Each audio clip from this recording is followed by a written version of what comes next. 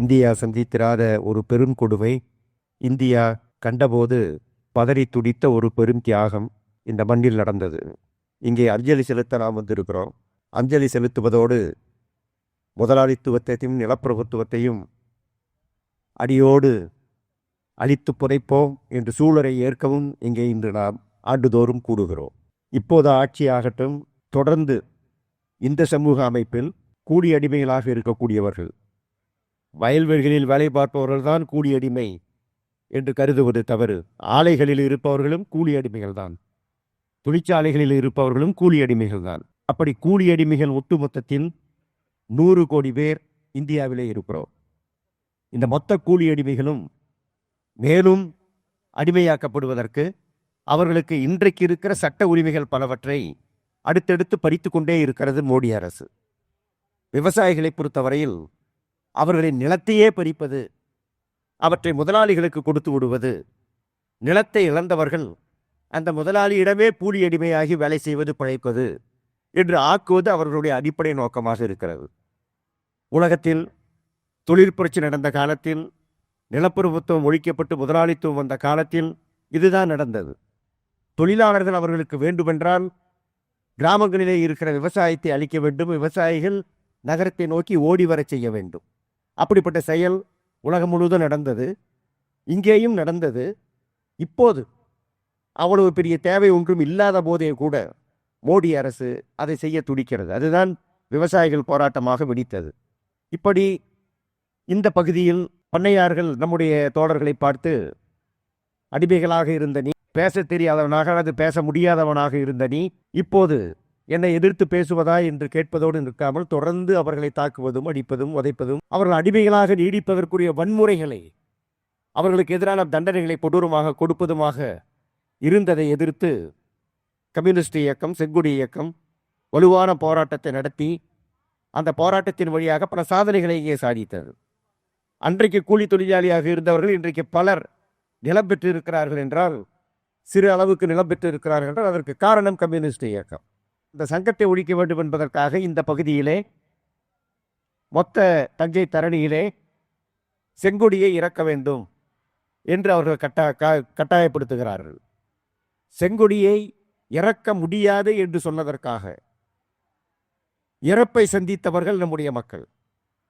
கொடியை இறக்க மாட்டோம், அதற்காக அவர்கள் கொலையுண்டு இறந்தார்கள், தீயுண்டு இறந்தார்கள். அந்த கொடுமைதான் இங்கே நடந்தது. இது நமக்கு ஒரு செய்தியை சொல்லிக்கொண்டே இருக்கிறது. நம்முடைய நியாயத்தை, குறைந்தபட்ச நியாயத்தை நாம் சொல்ல எண்ணினாலும் எப்படி உயிரையே பறிக்கிற கொடுமையை அவர்கள் அரங்கேற்றுவார்கள் என்பதற்கான செய்தி அது.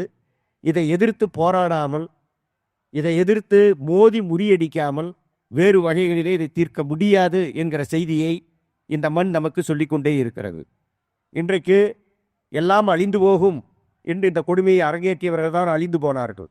நிலப்பிரபுத்துவம் தான் இங்கே கட்டுக்குள் வைக்கப்பட்டிருக்கிறது. ஏற்கனவே இந்த ஜாதி கொடுமைகளும் கட்டுக்குள் வைக்கப்பட்டிருக்கிறது. அதுதான் நடத்திருக்கிறதே தவிர வெற்றி நமக்குத்தான் இன்னும் போக தூரம் இருக்கிறது என்பது வேறு. அப்படி இந்த போராட்டம் நமக்கு நம்பிக்கை தருகிற போராட்டம், வெற்றி நமக்குத்தான் என்பதை சொல்லிக் கொண்டிருக்கிற போராட்டம், போராடுகிற போது அடக்குமுறையை சத்திக்க வேண்டி இருக்கும் என்கிற எச்சரிக்கையை சொல்லுகிற போராட்டம் என்று எல்லா வகைகளிலும் நமக்கு பாடம் தருகிற ஒரு போராட்டம் இந்த மண்ணில் நடந்த அந்த போராட்டம். அதனுடைய உச்சகட்டம் இந்த தியாகம். இன்றைக்கு நம்முடைய தொழிற்சங்கத்திலே ஏதோ தொழிலாளிகள் நன்றாக இருக்கிறார்கள், மற்றதாக இருக்கிறார்கள் என்று நாம் நினைக்கிறோம். கொஞ்சம் கூலி கூட கிடைக்கலாம், ஆனால் எந்த உரிமையும் இன்றைக்கு அவர்களுக்கு கிடையாது. இருக்கிற உரிமைகளையும் மோடி இப்போது கொண்டு வந்திருக்கிற சட்டங்கள் பறித்து விட்டது. 4 தொகுப்பு சட்டங்கள் பறித்து விட்டார்கள். அங்கே சங்கமே வைக்க முடியாது என்று அதற்கு எல்லா விதமான மறைமுகமான தடைகளை போடுகிறார்கள். சட்டத்தில் சங்கம் வைக்கலாம் என்று இருக்கும், ஆனால் வைப்பது சாத்தியமில்லை. வைத்தால் அதை ஒழிப்பதற்கு நடவடிக்கை எடுப்பார்கள். அப்படி நடவடிக்கை எடுப்பதை எதிர்த்து நான் வழக்கு மன்றத்திற்கோ மற்றதற்கோ செல்வதற்கு வாய்ப்பில்லாமல் நம்மை செய்வது, எல்லா வகையிலும் இதை செய்கிறார்கள். தொழிலாளர்களுக்கு இனிமேல் பணி நிரந்தரம் அநேகமாக இருக்காது, பணி பாதுகாப்பு அநேகமாக இருக்காது. முதலாளிகள் நடவடிக்கை எடுக்கிற போது நீதிமன்றத்திற்கு செல்லுகிற வாய்ப்பு கூட இனிமேல் இருக்காது என்கிற அளவுக்கு கான்ட்ராக்ட் முறையில் தொழிலாளிகள் என்று கொண்டு வருகிறார்கள், ஒப்பந்த முறையில் தொழிலாளிகள் என்று கொண்டு வருகிறார்கள். ஒப்பந்த முறை என்று பெயர் வைத்தாலும் பச்சையான கூலி அடிமை என்பது மட்டுமல்ல, கொத்தடிமை என்பது அதற்கு பொருள். எப்போது வேண்டுமானாலும் வீட்டுக்கு அனுப்பிவிடலாம் என்கிற நிலையில்தான் கோடிக்கணக்கான உழைப்பாளர்கள், தொழிலாளர்கள் தொழிற்சாலைகளிலேயே வைக்கப்படுவார்கள். ஆகவே எந்த கொடியைக்காக காப்பதற்காக, எந்த சங்கத்தை காப்பதற்காக இங்கே மக்கள் உயிர் துறந்தார்களோ அதே வகையான போராட்டங்கள் இன்றைக்கும் தொழிற்சாலைகளிலும் நடைபெறுகிறது என்பதைத்தான் நாம் எண்ணி பார்க்க வேண்டும். ஆகவே இந்த வர்க்க போராட்டத்தின் முடிவில்லை, அது தொடரும். வர்க்க போராட்டத்தின் முடிவு தொழிலாளி வர்க்கத்தின் வெற்றியில், இறுதி வெற்றியில் தான் இருக்கிறதே தவிர வேறு வகையில் அது தீராது என்கிற முறையிலே நம்முடைய போராட்டங்களை நாம் முன்னெடுக்க வேண்டும்.